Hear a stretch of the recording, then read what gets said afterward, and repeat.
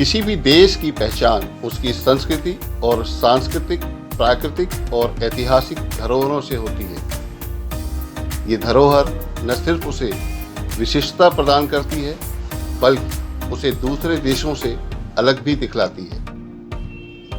हमारे देश में उत्तर से लेकर दक्षिण और पूर्व से लेकर पश्चिम तक, यानी चारों दिशाओं में ऐसी सांस्कृतिक, प्राकृतिक और ऐतिहासिक छटाएं बिखरी पड़ी हैं कि पर्यटक उन्हें देखकर मंत्रमुग्ध हो जाएं।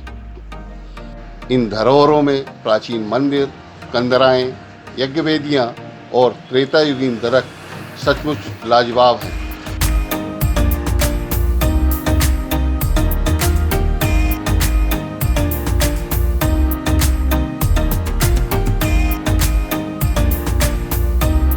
आज हम आपको लेकर चलते हैं उस जगह पर जो न केवल ऐतिहासिक है बल्कि धार्मिक आस्था से भी जुड़ी है, सरभंग और सुतीक्ष्ण आश्रम, जहां त्रेता युग में मर्यादा पुरुषोत्तम वनवासी श्री राम के चरण पड़े थे।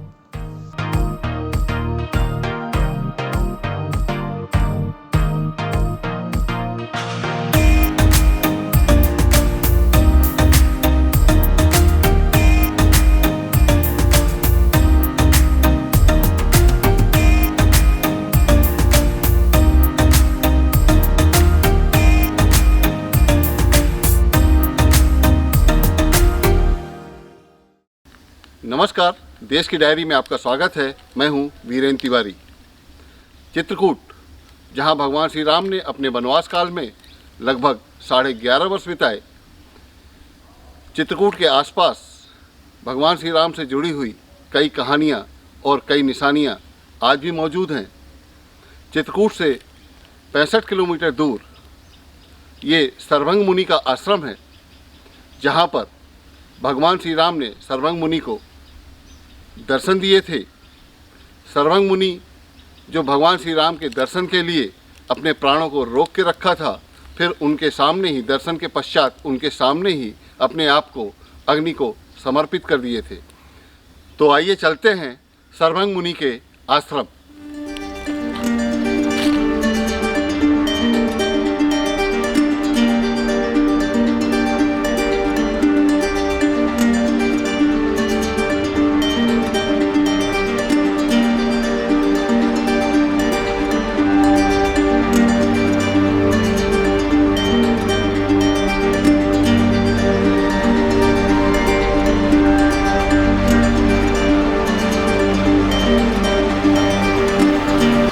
सरभंग मुनि के बारे में और इस आश्रम का क्या महत्व है, ये थोड़ा सा आप जानकारी दीजिए। यहाँ भगवान राम जी आए हैं। जब वनवास हुआ है तो वनवास में 12 वर्ष चित्रकूट में रहे, फिर अनसुईया होते हुए विराट वध करते हुए यहाँ सरभंग जी के यहाँ आए। ब्रह्मा जी ने कहा कि आप राजा इनसे कि आप विमान लेके जाइए, सरभंग जी को ब्रह्मलोक ले आइए। तो वहाँ पर बैठे हुए आयु को रोके हुए, तो राजा इंद्र आए, सरभंग जी से कहा कि आप जल्दी विमान पर बैठिए, आपको पितामह ब्रह्मा जी बुलाए हैं, ब्रह्मलोक चलो।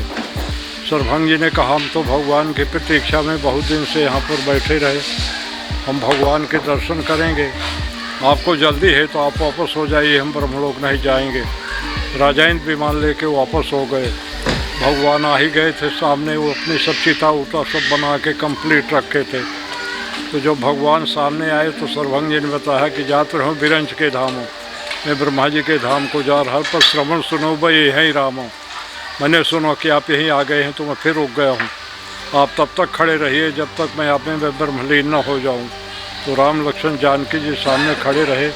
सरभंग जी वो अपना उसमें बैठ के तपोबल के अपने योगाग्नि प्रकट किए, भगवान के देखते थे शरीर को भस्म कर दिए, जला दिए।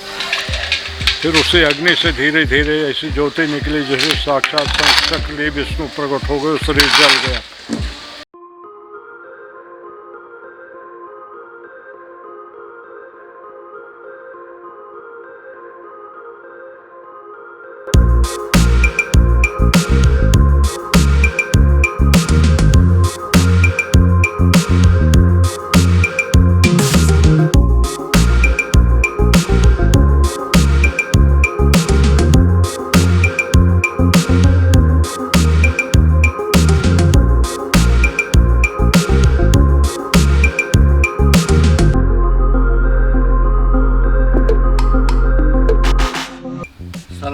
मुनि के आश्रम से लगभग 700 मीटर पहाड़ के ऊपर 108 यज्ञ वेदियाँ हैं। ऐसी किंवदंती है कि सर्वंग मुनि अपने अन्य साथियों के साथ, अपने अन्य साधुओं के साथ यहाँ पे यज्ञ करते थे। त्रेता युग में यज्ञ का बहुत ज़्यादा महत्व था, इसलिए चलिए हम देखते हैं कि उस समय की हमारी क्या आध्यात्मिक परिस्थितियाँ थीं, क्या हमारा गौरवशाली इतिहास था, हमारी क्या संस्कृति थी। तो हम चलकर ये देखते हैं 108 यज्ञ वेदियाँ।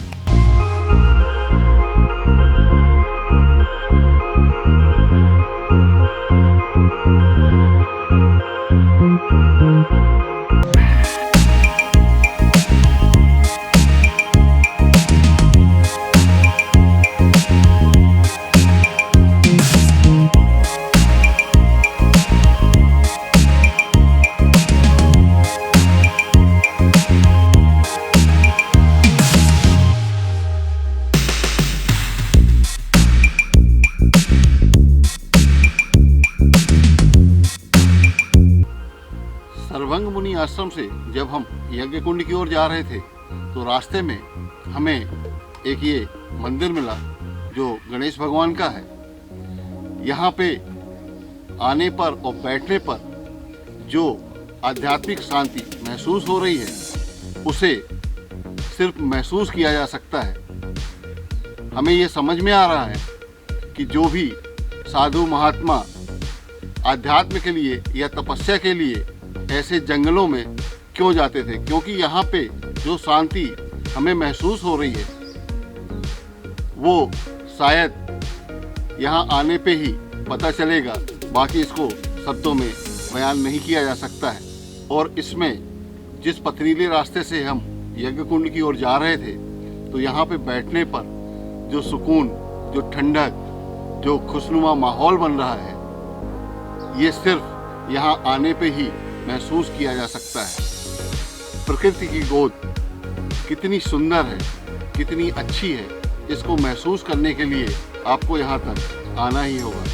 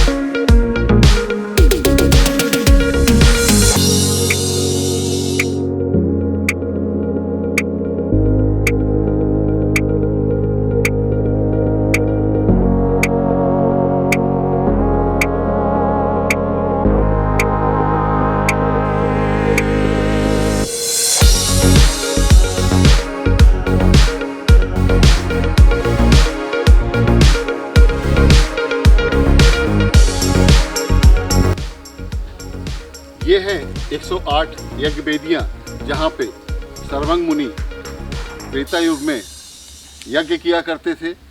पहाड़ के सबसे ऊपरी भाग पे, सबसे समतल भाग पे ये यज्ञशाला स्थित है। ये यज्ञशाला हमें ये आभास कराती है कि हमारा आध्यात्म का इतिहास कितना गौरवशाली था और हमारी प्राचीनतम संस्कृति कितनी समृद्ध थी।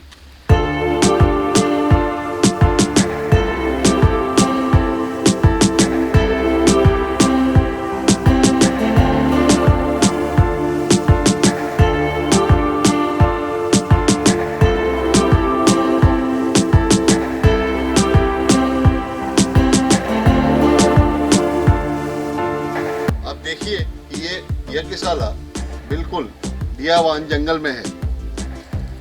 त्रेता युग में भी इस जंगल में राक्षसों का बहुत प्रकोप था। जब साधु महात्मा यहाँ यज्ञ करते थे तो वो उसमें विघ्न डालते थे, साधु महात्माओं के यज्ञ पे विघ्न पैदा करते थे, उन्हें खा जाते थे।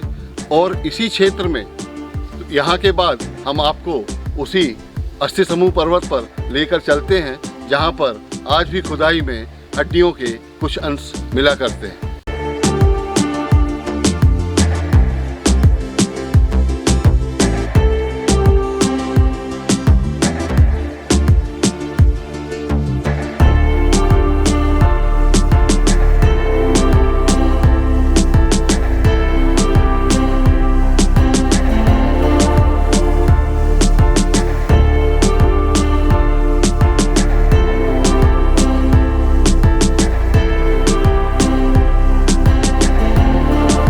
उसके बाद फिर भगवान आगे गए, पुनर्वाचले बने, आगे मुनवर वृंद विपुल संग लागे। अस्थि समूह देख रघुराय, आगे अस्थि समूह पहाड़ है, उसको देख के भगवान ने ऋषि मुनियों से पूछा कि ये क्या है। तो ऋषि मुनियों ने कहा कि जानत हो उस पर कस पूछे स्वामी संदर्शित मंत्र आप सब जानते हैं।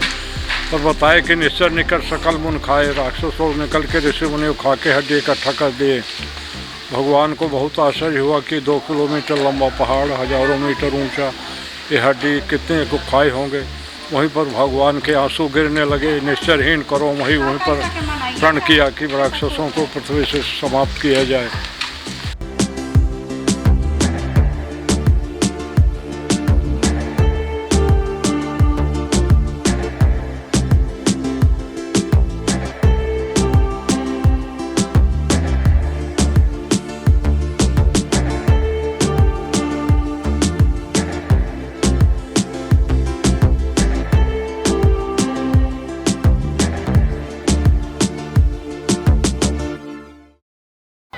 सर्वंग मुनि आश्रम अस्थि समूह पर्वत को देखते हुए अब हम सुतीक्ष आश्रम पहुंच चुके हैं।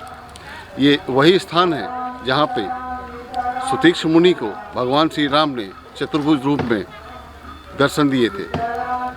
चलिए उस स्थान को देखते हैं जहां पे भगवान श्री राम ने चतुर्भुज रूप में सुतीक्ष मुनि को दर्शन दिए थे।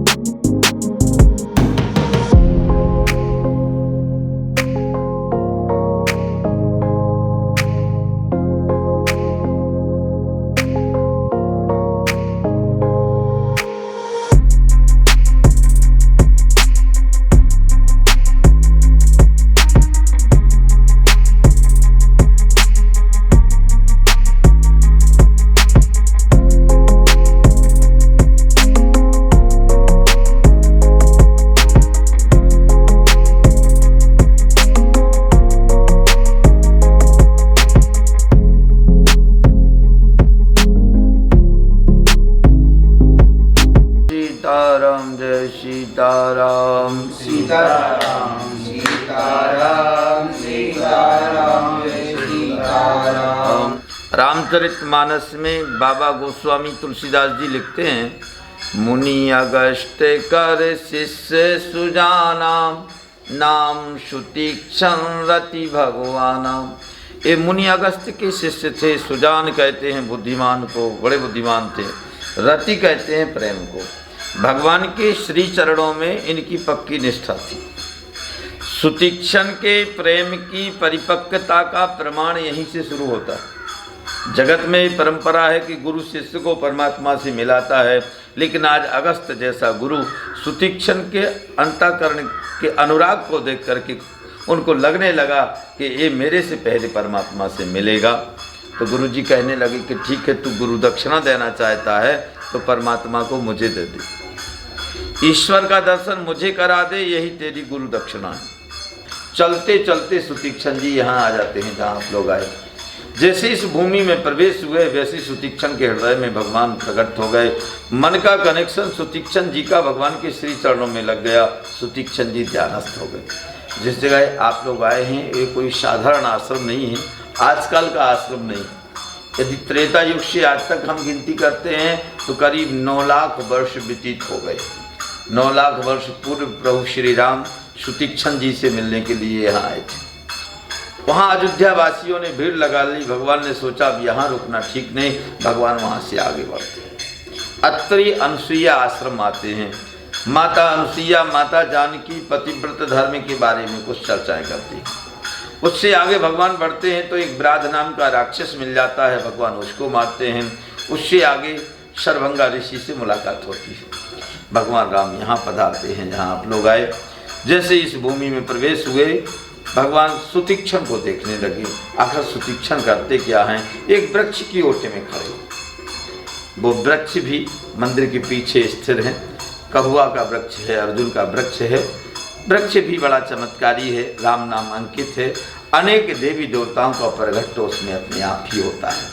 तो उस वृक्ष की ओट में खड़े सुतीक्षण को देखने लगे। सुतीक्षण को परमात्मा से मिलने के लिए इतनी आतुरता थी, इतनी व्याकुलता थी, शरीर में स्थिरता नहीं हो रही थी। सुतीक्षण कभी आगे दौड़ते, कभी पीछे, कभी दाएं, कभी बाएं, कभी नृत्य करने लग जावे, शुभ अंग मेरे फड़क रहे हैं, मुझे अवश्य परमात्मा मिलेंगे। कभी रोने लग जाते, नहीं मेरा भी इतना पुण्य कहाँ है कि मुझे ईश्वर का दर्शन हो सके। सुतीक्षण के हृदय में भगवान प्रकट रूप में विराजमान है। जैसी उनकी चित्त वृत्ति हृदय पे गई, सुतीक्षण जी ध्यानस्थ हो गए, भगवान राम प्रकट हो गए। सुतीक्षण जी को जगाते हैं, उठिए महाराज मैं आ गया हूँ। नहीं जाग रहे थे तो यहाँ कहते हैं भगवान राम चतुर्भुज रूप में प्रकट होते हैं। तुलसी जी लिखे, भूप रूप तेहि राम दुरावा, हृदय चतुर्भुज रूप दिखावा। भूप रूप तेहि राम दुरावा, जो राम रूप का चिंतन कर रहे थे सुतीक्षण जी, उस रूप को भगवान ने दुखा दिया। हाथ में शंख चक्र गदा पद्मधारी, भगवान चतुर्भुज रूप में सुतीक्षण के अंतःकरण में प्रकट हो गए। सुतीक्षण जी व्याकुलता से आँख खोल देते हैं, देखते हैं सामने परमात्मा है। परमात्मा के श्री चरणों में गिर पड़े सुतीक्षण जी। भगवान ने उठा करके हृदय से लगा लिया, कहा बाबा जो इच्छा हो आप मांगिए। बोले मैंने कभी मांगा नहीं भगवान, मुझे मांगना आता नहीं। यहाँ कई उपनिषद ऐसा कहते हैं कि यहाँ सुतीक्षण के यहाँ भगवान 6 महीना निवास करते हैं, और जब जाने लगे तो सुतीक्षण जी 19 अग्नि अस्त्र भगवान को निशाचरों को मारने के लिए भेंट करते हैं। अब मुझे अगस्त्य जी से मिलने की लालसा हो रही है, मुझे आज्ञा दो। सुतीक्षण जी निवेदन करने लगे, भगवान जिनका आप नाम लिए वे मेरे गुरु जी हैं, वहाँ अवश्य चलें, लेकिन निवेदन आपसे इतना है कि वहाँ चल करके बोल देना कि मैं नहीं आ रहा था, मुझे सुतीक्षण लेकर के आया। भगवान ने कारण पूछा तो वही 2 कारण बताए। गुरु जी भगवान को लेकर के गए, सुतीक्षण जी दौड़े दौड़े गुरु जी के चरणों में प्रणाम किए। गुरु जी परमात्मा आए हैं। गुरु जी ने देखा कि आज मेरा शिष्य परमात्मा को लेकर के आया है। परमात्मा की ओर बाद में देखा, दौड़ करके पहले अपने शिष्य को हृदय से लगाया, कहा बेटा आज तू गुरु से बड़ा हो गया। गुरु तो परमात्मा से मिलने के लिए एक मंत्र देता है, बाकी काम शिष्य को करना पड़ता है। तू तो साक्षात परमात्मा को लेकर के आ गया। हृदय से लगाया, भगवान ने प्रणाम किया, भगवान मंचासीन हुए। भगवान की 16 प्रकार से अगस्त्य जी ने पूजा की। बोलो श्री सीताराम नाम महाराज की जय। इस एपिसोड में हमने आपको बताया कि सर्वंग मुनि आश्रम, अस्थि समूह पर्वत और सुतीक्ष आश्रम का क्या महत्व है। हमें उम्मीद है आपको ये वीडियो पसंद आया होगा। नए वीडियो के साथ आपसे फिर मिलेंगे, तब तक के लिए नमस्कार।